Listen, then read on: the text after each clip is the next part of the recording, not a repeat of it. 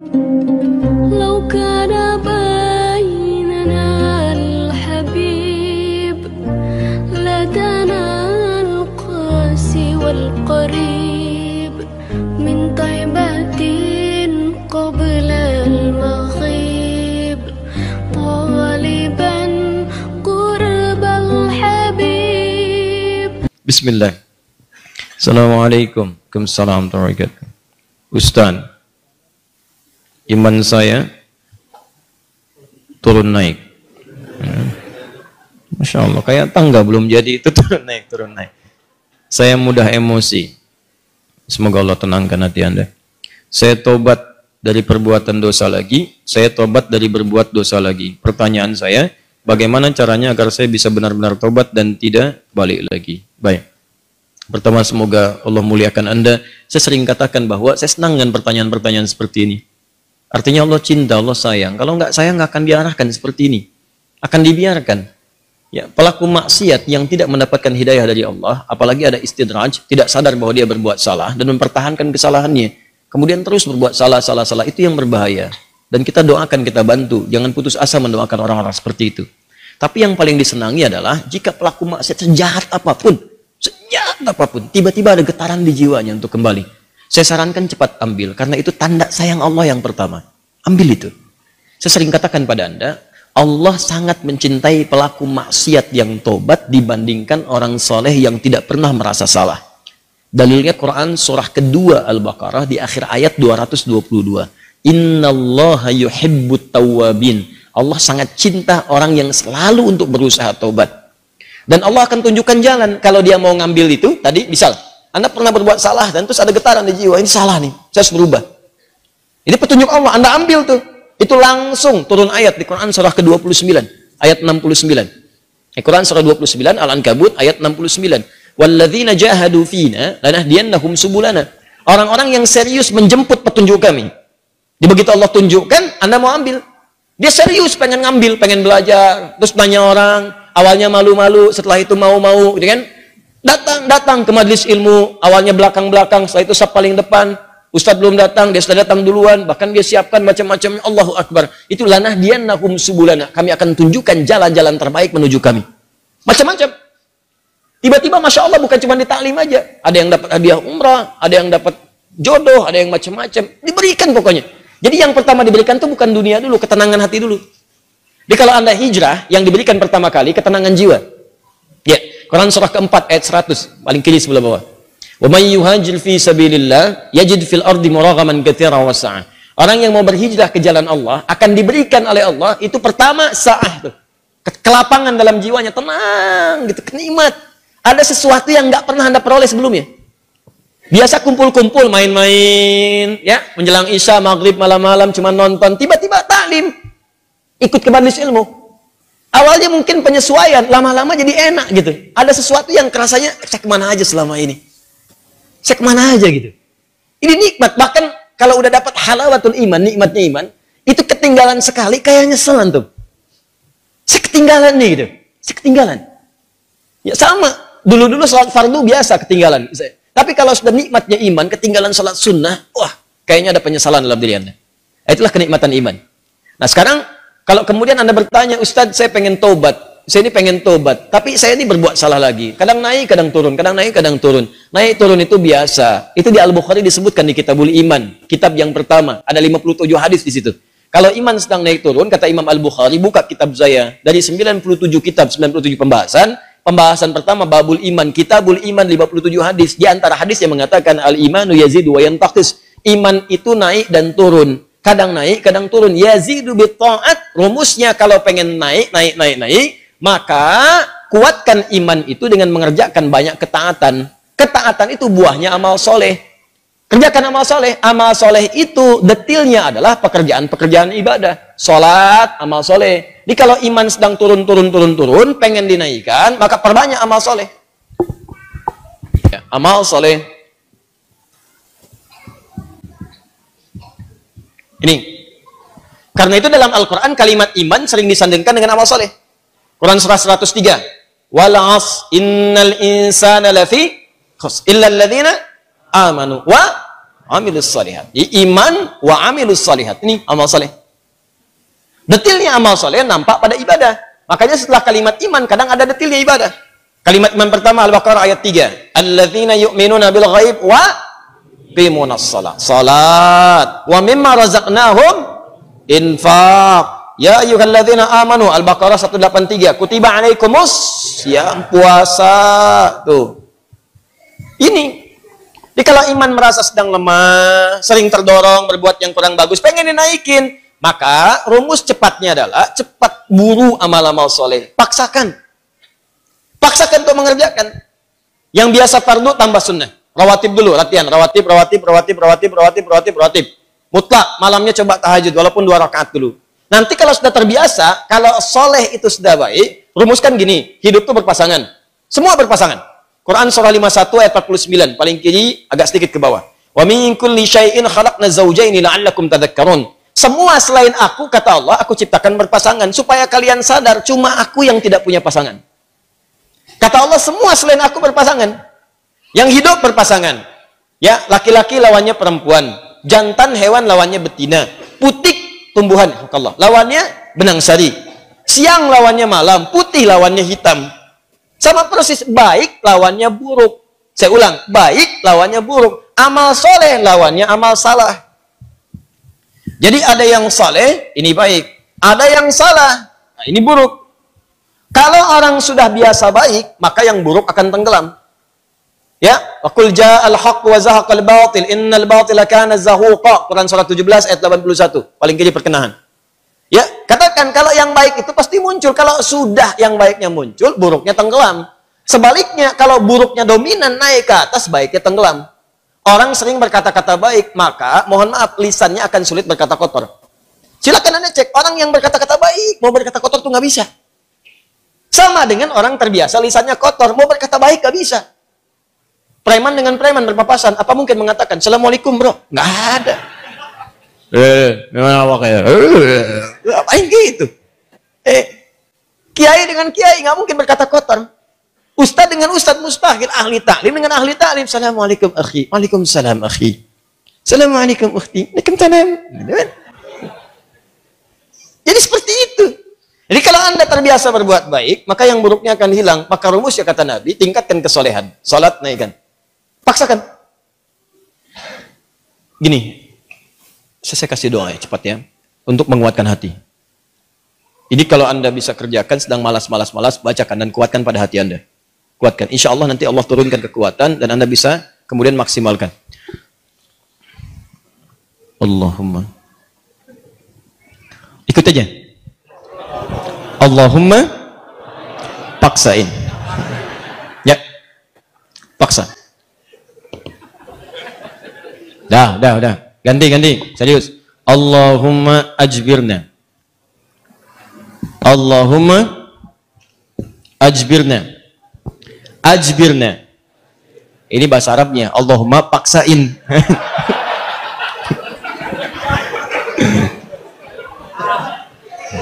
Ya? Paham? Ditingkatkan, naikin salat, mulai dari salat. Nah, kemudian ini penting, salat itu yang paling utama karena dalam salat itu banyak kalimat tobat, Antum baru takbir aja, habis takbir kan tobat. Coba lihat. Allahumma ba'id baini wa baina khataaya kama ba'adta bainal masyriqi wal. Ya Allah, mohon jauhkan antara aku dengan kesalahan yang telah aku perbuat. Sejauh-jauhnya. Aku nggak ingin lihat lagi. Seperti engkau jauhkan antara timur dengan barat. Jauhkan ya Allah yang tidak pernah bertemu. Allahumma naqqini minal khataaya kama yunaqqa thawbul abyadu minad danas. Ya Allah, kalau kesalahanku begitu pekat, mohon bersihkan seperti pakaian dibersihkan dari noda. Allahumma ghsilni bil ma'i wa thalji wal barad. Kalau begitu pekat luar biasa, gunakan ya Allah walaupun hanya air yang sangat dingin. Gunakan ya Allah. Maksudnya bersihkan sebersih-bersih. Antum tobat. Makanya pahami bacaan-bacaan salat.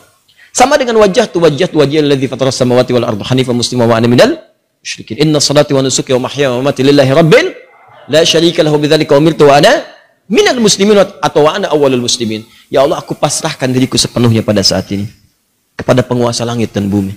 Kalau aku salat selama ini atau aku ibadah ya Allah, Atau aku hidup sampai dengan sekarang, atau engkau bahkan wafatkan aku dalam sholat ini. Engkau wafatkan aku dalam sholat ini. Aku ikhlas ya Allah. Aku ikhlas. Berikan bimbingan kepadaku untuk meningkatkan ibadah. Dengan itu aku diperintahkan. Jauhkan dari sifat musyrik. Mulai sekarang aku berjanji ya Allah, aku akan lebih patuh kepadamu. Mulai sekarang aku berjanji aku akan lebih patuh kepadamu. Wa ana minal muslimin. Muslim itu kan patuh, tunduk, patuh. Jadi kalau Anda mengatakan kalimat itu habis sholat berbuat maksiat lagi, Anda berkhianat dengan kalimat Anda. Makanya sering katakan, pahami bacaan sholat, pahami. Anda akan mengerti betapa nikmatnya sholat ketika Anda memahami bacaan-bacaannya. Itu kalimat pertama. Kemudian di luar-luar itu Anda beristighfar. Makanya habis sholat kan Anda berzikir. Quran surah keempat ayat 103. Paling kanan, agak sedikit ke atas. فَإِذَا قَضَيْتُمُ الصَّلَاةَ, maka jika Anda selesai menunaikan salat, fadhkurullaha, maka segera berzikir kepada Allah. Apa zikir pertamanya? Hadis Muslim nomor hadis 571. Astaghfirullah, astaghfirullah, astaghfirullah. Allahumma antas salam wa minkas salam. Tabarakta ya dzal jalali wal ikram. Astaghfirullah itu ya Allah saya minta ampun. Ya Allah saya minta ampun. Kalau dosa merasa banyak dalam salat bersujud, dalam ruku minta. Masih kurang, merasa banyak dosa. Habis sholat minta, ya Allah ampuni saya, ya Allah. Ampuni, saya merasa dosa saya banyak. Saya mengakui dosa saya banyak, ya Allah. Namun saya pun menyaksikan rahmatmu lebih luas dibandingkan dengan murkamu. Maka mohon, ya Allah ampuni dosa saya. Makanya saat diucapkan itu sambil ingat dosanya, bukan cuma di lisan. Ingat dosa-dosa apa yang pernah dikerjakan. Ingat. Itu yang dimaksudkan Quran surah keempat ayat 17-18. Innamat taubatu 'ala Allahi lilladzina ya'maluna su'an bijahalatin thumma yatubuna min qarib. Sungguh taubat yang diterima oleh Allah itu adalah orang yang pernah berbuat salah. Salah itu bawaan manusia. Jadi kalau Anda nggak pernah salah, patut ditanya Anda itu manusia apa malaikat? Cuma malaikat yang nggak pernah salah. Quran surah 66 ayat ke-6 paling kiri sebelah atas. La ya'sunallaha ma amarahum wa yaf'aluna ma yu'marun. Malaikat nggak pernah salah, nggak pernah bermaksiat, mengerjakan tugas sesuai tupoksinya. Nggak pernah bermaksiat. Apa pernah Anda dengar malaikat Jibril korupsi ayat? Nggak ada. Apa pernah malaikat sering tukeran tugas? Nggak ada. Jibril, sini. Kenapa? Saya jengkel banget sama orang itu. Ente yang cabut nyawanya deh.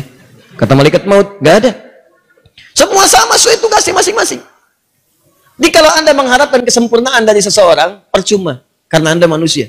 Sama persis dengan pasangan hidup. Kalau Anda mengharapkan suami Anda sempurna, Bu, Ibu salah nikah. Harusnya Ibu cari malaikat. Cuma malaikat punya nafsu. Jadi kalau ada suami salah, wajar namanya manusia. Jangan diekspos kesalahannya. Demikian juga istri kalau keliru, wajar namanya perempuan manusia. Kecuali malaikat. Papa kenapa sih gak pernah mengertiin aku? Mama, papa ini manusia, bukan malaikat. Mama juga bukan setan kan? Kalau setan sebaliknya. Selalu kenal salah, nggak kenal benar. Dan setan nggak mau tobat. Manusia pertengahan salah dan tobat. Setan salah nggak mau tobat. Jadi kalau ada manusia mengatakan dirinya manusia salah, nggak mau tobat, patut ditanya dia manusia atau itu. Paham ya? Tobat itu terus. Makanya disebut tawab. Tawab itu nggak berhenti. Jadi kalau sekarang belum kerasa perubahan dia, terus tobat, jangan berhenti. Terus tobat. Misal sekarang tobat nih, masih berulang, tobat lagi, terus jangan berhenti. Sampai Anda merasakan bahwa perbuatan itu buruk dan membencinya. Terus, jangan berhenti. Jangan terus tobat, nangis. Hari ini nangis, nggak bisa, besok nangis. Nggak bisa, besok nangis. Nggak bisa lagi, tangisi diri Anda yang belum bisa menangis. Terus.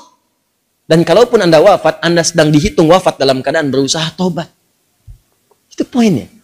Bukankah ada orang membunuh 100 orang dan dia berusaha tobat? Dia berusaha tobat, datang ke majelis ilmu. Berusaha di jalan wafat. Dihitung oleh Allah. Padahal belum tahu dia diterima atau enggak tobatnya. Belum tahu dia. Cuman dia berusaha di jalan mewujudkan tobatnya. Bunuh orang, Anda bayangkan. Maksiat itu udah hatam. Udah lewat bahkan. Ya. Dia kerjakan, tapi dia mau tobat. Dia terima getaran jiwanya. Datang, istighfar. Di jalan meninggal. Diterima tobatnya. Dan kita tidak tahu pelaku maksiat mana yang saat wafat dalam keadaan tobat. Ya, makanya ayo biasakan tobat. Istighfar. Nabi aja biasa istighfar. Nanti kalau sudah enak ada kelapangan. Setelah itu baru diberikan anugerah-anugerah dunia yang dirasakan hilang itu. Awal-awal tuh begitu Pak. Kadang pengen tobat. Saya pengen tobat ya Allah ke masjid. Sholat 2 rakaat tahiyatul masjid. Pulang sepatu hilang. Ya. Kadang-kadang begitu. Karena Allah kalau sudah senang dengan seorang hamba. Yang kurang baik dibuang-buang. Buang. Nanti didatangkan lagi yang baik. Kalau Anda sabar. Ya. Kan pernah ada seorang ini kisahnya tak. Seorang pemuda tobat. Terus diarahkan pada seorang syekh. Begitu diarahkan di syekh itu, kata syekh, ini benar kamu mau tobat. Kalau mau tinggal dengan saya terbatas. Yang ada cuma kurma, minum air putih. Nggak apa-apa syekh, saya mau tobat. Tinggal di situ.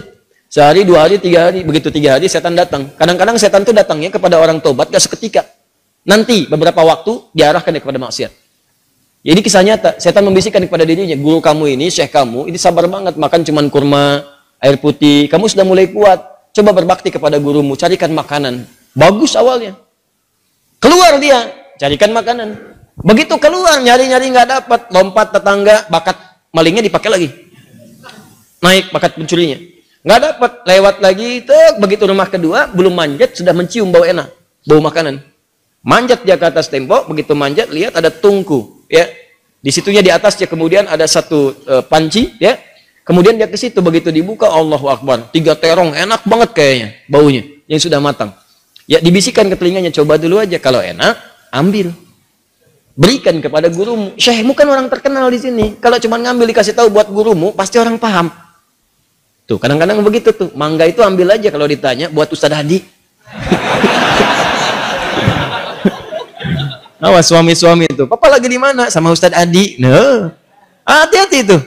Kalimat-kalimat padahal enggak misalnya kan? Baik. Nah, begitu proposalnya tuh. Akhirnya dia coba dikunyah. Begitu dikunyah kemudian, nah karena dia sudah tobat, itu ada petunjuk di hatinya. Jadi kalau orang sudah bersih itu kemudian berbuat maksiat, nanti ada yang namanya burhan mirabbi. Ya, petunjuk Allah seperti Nabi Yusuf menerima burhan, ini salah. Ya, cahaya kebaikan yang diberikan oleh Allah kepada seseorang yang tergerak berbuat maksiat, di hatinya mengatakan jangan lakukan itu salah. Nah, dia begitu, jangan lakukan itu keliru, itu salah. Begitu mendengar suara tadi dia muntahkan, ini kisahnya tadi muntahkan seketika. Dan dia lari. Dan dia ingin ceritakan kepada gurunya bahwa dia telah berbuat salah. Dia pengen dituntun, salah saya pengen tobat. Balik lagi. Begitu balik lagi ke tempat gurunya, qadar Allah, begitu pulang ke masjid gurunya, ternyata gurunya sedang berhadapan dengan seorang perempuan. Di luarnya ada bapaknya nunggu, seorang laki-laki tua. Begitu sedang berhadapan, lihat anak muda tadi dipanggil, ya bunaya ta'ala, anak sini, sini. Ya, begitu datang, diceritakan sama gurunya, ini ada seorang perempuan datang pada saya, dia baru ditinggal wafat oleh suaminya, selesai masa iddahnya. Dia datang pada saya untuk dicarikan jodoh. Saya tawarkan pada kamu, maukah engkau menjadi jodohnya? Nah, kalau Anda dalam situasi seperti itu tuh, wah, udah datang mau taubat, masuk masjid ada durian, tuh kan? Wah, perempuannya cantik, tinggal wafat kemudian oleh suaminya, belum ada keturunan dan seterusnya, baru aja menikah, selesai masa iddah, ditawarkan pada Anda, mau nggak? Nah, lalu laki-laki ini berkata, guru, saya khawatir tidak bisa memberikan apa yang membutuhkan. Saya saja kesini numpang. Apa jawab gurunya? Kamu nggak usah khawatir. Dia diwarisi harta yang sangat banyak. Dia kesini hanya mencari pria soleh yang ingin jadi suami yang mampu membimbing dia ke surga. Kira-kira kalau ada jawaban seperti itu, apakah Anda bersedia atau tidak menolak sama sekali? Oh? Baik. Maka sama seperti Anda. Diterimalah kemudian lamaran itu. Ternyata bapak tua tadi yang di luar, bapak si perempuan tadi dibawa ke dalam, kemudian diakadkan. Setelah selesai pulanglah ke rumah. Kisah belum berhenti. Begitu keluar rumah, digandeng erat tangannya tuh, jalan lewat ke rumah tadi yang naik pagar itu. Ya, dia udah dagdikduk tidak karuan, dagdikduk. Rumahnya ini bukan kan? Alhamdulillah ternyata bukan, lewat. Begitu di rumah yang terong tadi, dia percepat jalannya. Begitu dipercepat, maka terasalah kemudian ada rem di tangannya dari istrinya tadi. Dipegang tangannya, zauji, ada apa itu? Nah, sayang, ini rumah kita katanya. Rumah terong tadi. Betul. Masuklah ke situ. Waduh, celaka saya katanya kan. Begitu masuk ke situ, bertanya. Polos kayak nanya, zauji, hal anta ja'i? Sayang, kamu lapar? Jujur dia, nah, saya lapar. Saya 3 hari makan cuman kurma, minum air putih gini. Alhamdulillah. Baik, tunggu sebentar. Begitu ke dapur dia lihat, wah, terongnya kan bermasalah tuh. Pancinya kebuka, lihat. Rupanya dia menyiapkan terong itu untuk suami barunya. Begitu dilihat terong yang bermasalah, dia teriak, siapa yang makan terong saya? Katanya. Tahan. Kalau situasi itu terjadi, bagaimana respon Anda?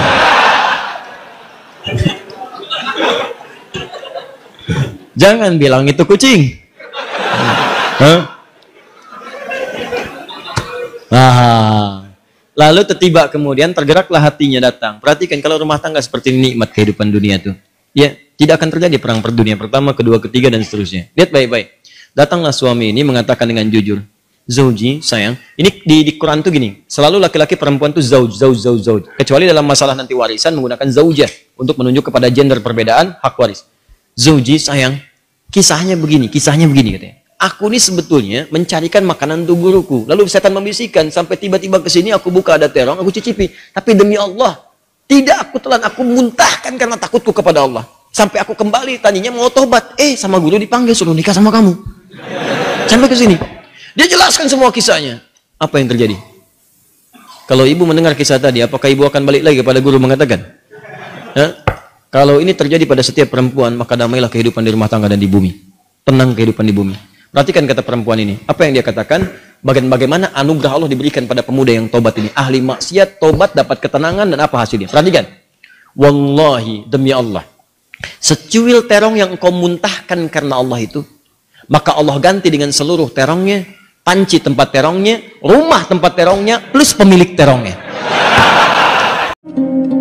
لو كان بيننا الحبيب لدنا القاسي والقريب